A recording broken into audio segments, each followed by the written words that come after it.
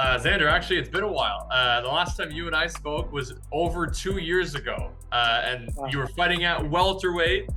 You didn't obviously have your regional belt that you have now. You hadn't fought in Madison Square Garden. That's happened twice now. I want to know, in the last 2 years, how much has life changed for you? Oh man, he has changed dramatically. I mean, overall, just the lifestyle, the way that we train, the way that we go about things, it have definitely changed. We're more, I don't want to say that before we weren't as serious as we are now, but definitely now we have more goals set that are in the near future. As where before we were just trying to build my career. Now we, trying to start fighting contenders and want to start fighting, the top 10 guys. So I feel like overall that's mostly what has changed, just the purpose of our training and our fights. You have a fight coming up September 15th against Roberto Valenzuela Jr., who on paper could be considered your toughest fight to date. I want to know if that's what you think. Oh, for sure. I take every fight as my toughest fight in my career, because that's how we got to look at it. We've never been in there with a guy. We never seen the guy only in videos. So definitely I gotta focus and I gotta be, preparing myself for the toughest step of my career. Like you said, on paper, that's what it looks like. And I'm looking to put on a show Friday the 15th. We're working on everything. We brought sparring from Mexico because we need that pressure. We need that a lot of punches and then just throwing bombs at me. And overall, the camp it's been amazing. I'm gonna take advantage of this opportunity and I'm gonna showcase to the world why I'm gonna be a world champion very soon. What do you think so far has been your toughest fight? I feel like every fight is tough before it starts because you don't know what to expect. So they start and it's like, okay, like I got it. What's been your favorite performance so far? My favorite performance? Oh man, my last one was pretty good. The one when I won my regional title, my WBO was pretty good. Dan Carprenzi was pretty. I mean, I got a couple. Yeah. I got a couple in the pocket. Back on Venezuela though, his power, 21 wins, 20 KOs. Is that something you're concerned about or wary of, I should say? Man, I feel like everybody, when you step into the ring, everybody can hit. They got two hands, and if they get you right, they're gonna knock you out. So you obviously go to every fight with that concern. All right, let's try not to get hit. Let's try to keep the defense sharp. But like you said, in paper, this guy looked like he's a heavy hitter. So we just gotta be cautious of not making any mistakes.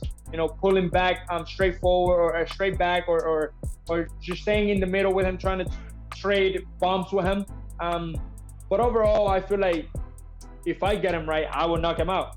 And if he gets me right, maybe he knocks me out. Who knows? At this point in your career, what do you think you still need to work on the most? Like I always say, I feel like we try to work on everything. Like we try to work on the things that I'm doing good, just to continue to doing good, and the things that I need to correct. But overall, defense, movement, combinations, attack, counterattacks, staying in the pocket, fighting in the inside.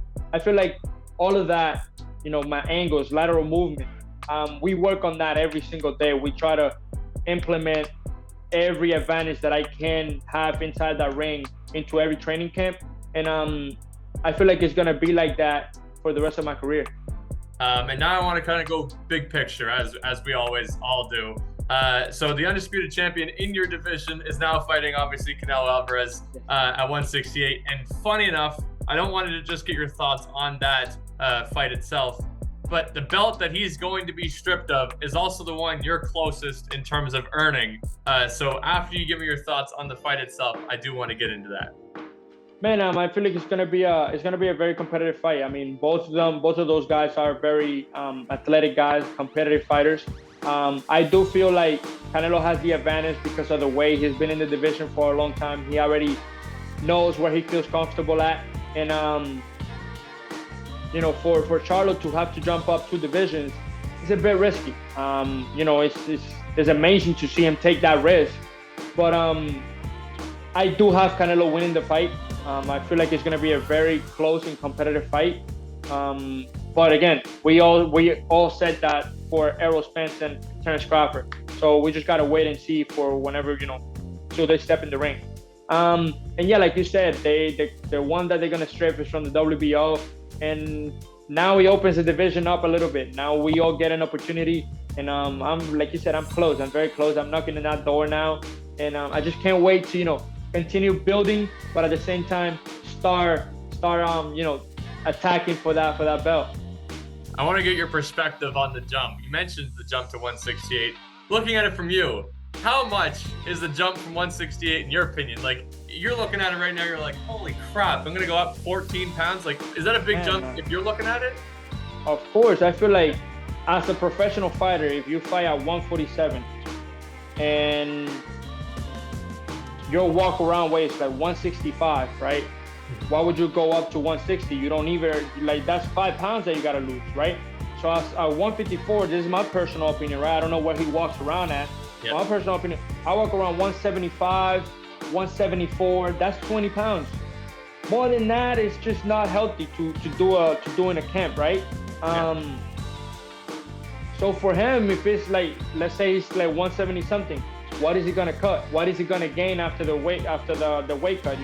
Yeah. It's not enough room for you to grow into a full size. I mean, Canelo is probably gonna go up in that ring at like 190 at least, 180 something, So that's what I take from it. Yeah. It's like, that's a big jump. And if you are a very disciplined fighter, which he is, I mean, he's shown his whole career. I mean, he's an undisputed champion. So he has shown he has a discipline. I don't think he's gonna be so heavy as people see him on the press conference and stuff. It's not gonna be the same. If he gets stripped, the assumption obviously is Tim Tszyu is elevated to full champion status. I assume they'll want to obviously get a fight made with Tim Tszyu so that he actually fights technically for the belt. Yeah. That person could be you. Has that already, been in conversation, or has that not even, been brought up? I mean, you always got to look at the guys in your division and your rank and think that in the near future, that fight might happen. But also we got to look at it this way. He's in Showtime. I'm in Top Rank. It's 2 collisions. We got to see how we work our way around it to make the fight happen. But definitely something that we have in mind, my team and I, that it could definitely happen in the near future. That would be crazy, as you're still only 20 years old. That would be, yeah, man. That'd be the second or third youngest fighter ever to win a world title. For sure. But again, we got to get past this guy, Roberto Valenzuela, September 15th. And then after that, we make plans for whoever else is going to step in the ring with me. That's awesome. 2 final questions for you, kind of fun ones. What's been the biggest surprise of your pro career so far?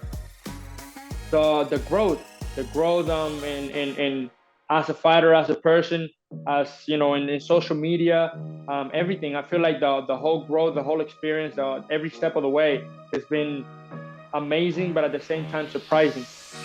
That's awesome. And my final question is, what would be one word you would use to describe yourself?